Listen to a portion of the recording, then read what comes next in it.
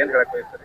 ಏನಿಲ್ರಿ, ನಮ್ಮ ಗ್ರಾಮಸ್ಥರು ಏನ್ ನಮ್ಮ ಗ್ರಾಮ ಪಂಚಾಯತಿ ಮಾಜಿ ಚೇರ್ಮನ್ ಆಗಿರ್ಬೋದು, ಮಾಜಿ ಮೆಂಬರ್ ಒಳಗಿರ್ಬೋದು, ಗ್ರಾಮದ ಎಲ್ಲ ಹಿರಿಯರು ನಮ್ಗೆ ಇವತ್ತು ಗಮನಕ್ಕೆ ತಂದ ತಕ್ಷಣ ನಾವ್ ಅದನ್ನ ವಿಚಾರ ಮಾಡಿದ್ವು. ಅವ ಏನ್ ನಮ್ಮ ಕನ್ನಡ ಶಾಲೆ ಹೈಸ್ಕೂಲ್ ಶಾಲೆಯ ಏನ್ ಹೆಡ್ ಮಾಸ್ತರ್ ಸಾಹೇಬ್ರದಾರು, ಅವರು 200 ರೂಪಾಯಿ ಮಾತ್ರ ತಗೊಂಡಿಲ್ರಿ.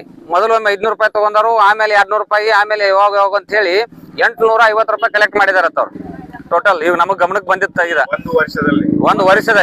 ಒಂದು ವರ್ಷದಾಗ 850 ರೂಪಾಯಿ ಇವ್ರು ಕಲೆಕ್ಟ್ ಮಾಡಾಕ ಯಾವ್ಯಾವ್ದೋ ಒಂದು ಕಾರಣಗಳು ಕೊಟ್ಟಾರ. ನಾವ್ ಹೇಳೋ ಇದನ್ನ ಬೆಂಚ್ ಮಾಡಬೇಕು, ನಾವೇನು ಪೆನ್ ತರಬೇಕು, ಪೆನ್ಸಿಲ್ ತರಬೇಕು, ಇನ್ನೇನು ಹೇಳ್ಯಾರ.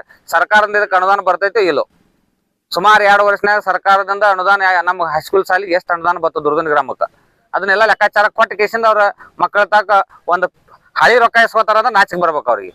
ಇನ್ನು ಮುಂದೆ ಏನಾರ ಅವ್ರನ್ನ ಈ ಮೂಡ್ಲಿಗಿ ತಾಲೂಕಾ BO ಆಗಿರ್ಬೋದು, ಮತ್ತೇನ ಚಿಕ್ಕೋಡಿ DDP ಅದಾರ ಮೆನ್ನಿಕೇರಿ ಸಾಹೇಬ್ರ, ಅವ್ರಿಬ್ಬರಿಗೂ ಎಚ್ಚರಿಕೆ ಕೊಡ್ತಾ ಇದೀವಿ. ಇಮಿಡಿಯೇಟ್ಲಿ ಇಂಥ ಹೆಡ್ ಮಾಸ್ತರ್ಗಳನ್ನ ಸಸ್ಪೆಂಡ್ ಮಾಡಿ ಕೇಸಿಂದ ಕಾನೂನಾತ್ಮಕ ಕ್ರಮ ಕೈ ತಗೋಬೇಕು. ಮತ್ತೆ 2ನೇ ವಿಚಾರ, ನಾವ್ ಇನ್ನೊಂದು ನಮಗೆ ದುಃಖಕರ ವಿಷಯ ಹೊರಬೀಳ್ತೈತಿ ನಮ್ಮದ. ಏನಪ್ಪಾ ಅಂತಂದ್ರ ಮಾನ್ಯ ನಮ್ಮ ಶಾಸಕರದಾರ, ಶೈಕ್ಷಣಿಕ ಪ್ರಿಯರದಾರ, ಪ್ರತಿಯೊಂದು ಶೈಕ್ಷಣಿಕ ಒತ್ತು ಕೊಟ್ಟ ಕೇಸಿಂದ ಈ ನಮ್ಮ ಮೂಡ್ಲಿಗಿ ತಾಲೂಕು ಆಗಿರ್ಬೋದು, ಗೋಕಾಕ್ ತಾವ್ ಇಡೀ ಜಿಲ್ಲಾದ್ಯಂತನ ಅವರ ಶೈಕ್ಷಣಿಕ ಒಳಗ ವಿದ್ಯಾರ್ಥಿಗಳು, ಬಡ ವಿದ್ಯಾರ್ಥಿಗಳನ್ನ ಮುಂದೆ ಏಳಿಗೆ ಆಗ್ಲಿಪ್ಪ ಅಂತೇಳಿ ಬಯಸವ್ರದಾರ. ಈ ಅಂತ ಒಂದು ಕ್ಷೇತ್ರದಾಗ ಬಂದ ಕೇಸಿಂದ ಇವರ ಈ ರೀತಿ ಹೆಡ್ ಮಾಸ್ತರ್ಗಳು ರೊಕ್ಕ ತಗೊಂಡ್ ಕೇಸಿಂದ ಅವ್ರ ಹೆಸರಿಗೂ ಕಳಂಕ ತರುವಂತ ಕೆಲಸ ಮಾಡ್ತಾ ಇದ್ರು. ಅವರು ಸಹಿತ ಇದನ್ನ ಗಮನಕ್ಕೆ ತಗೊಂಡ್ ಕೇಸಿಂದ ಇಂಥ ಹೆಡ್ ಮಾಸ್ತರ್ ಶೀಘ್ರದಲ್ಲಿ ಬದಲಾವಣೆ ಮಾಡಿ ದುರ್ಗುಂದಿ ಗ್ರಾಮದಾಗ ಏನ ಪ್ರತಿಯೊಂದು ವಿದ್ಯಾರ್ಥಿಗಳ ತಕ್ಕ 800 ರೂಪಾಯಿ ವಸೂಲಿ ಮಾಡ್ಕೊಂಡಾರು. ಅದ್ ಏನಾರ ಸರ್ಕಾರದ ಖರ್ಚು ವೆಚ್ಚ ಐತಾರೆ ಅದನ್ನ ಮುರ್ಕೊಂಡ ಉಳ್ಕಿದ ರೊಕ್ಕ ಕೊಟ್ಟ ಕೇಸಿನ ಕ್ಷಮೆಯಾಚನೆ ಮಾಡ್ಬೇಕ.